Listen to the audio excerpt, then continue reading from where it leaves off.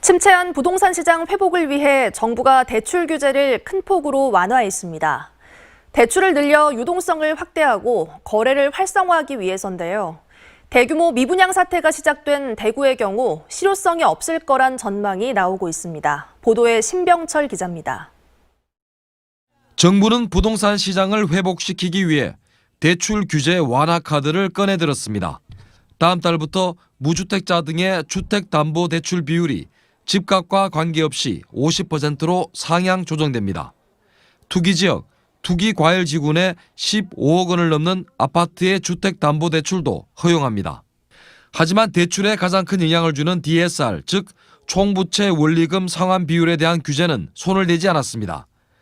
또 주택담보대출 금리가 8%에 육박하고 있어 정부의 이번 규제 완화 정책이 시장 회복에 별 실효성이 없을 것으로 보입니다. 추가로 금리가 더 오를지 모르는 불확실성이 있는 데다가 물가 불안까지 겹쳐가지고 좀 더 관망해보자는 심리가 강하기 때문에 거래로 나아가지 않을 것 같고요.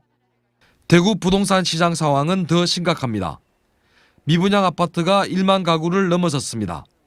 9월 주택매매 거래량이 지난해 같은 기간보다 61.3% 줄어드는 등 전국에서 시장이 가장 얼어붙어 있습니다. 미분양보다 더욱 심각한 것은 새 아파트에 입주할 사람이 없다는 것입니다. 오는 2024년 말까지 대구에는 7만 5천 가구가 입주 예정돼 있어 대규모 미입주 사태가 우려됩니다. 대구 같은 경우에 1년에 우리가 수요 예측을 해보면 한 12,500호 정도 필요하다고 보여지거든요. 그 물량으로 따지면 거의 6년치, 7년치 가까운 물량이 3년 안에 쏟아지는 거죠. 주택금융업계에 따르면 사업비를 못 구해 구입한 토지가 공매로 나오거나 금융이자를 내지 못하는 부동산 PF 사업장은 전국적으로 8곳인데 이 중 7곳이 대구에 집중돼 있습니다.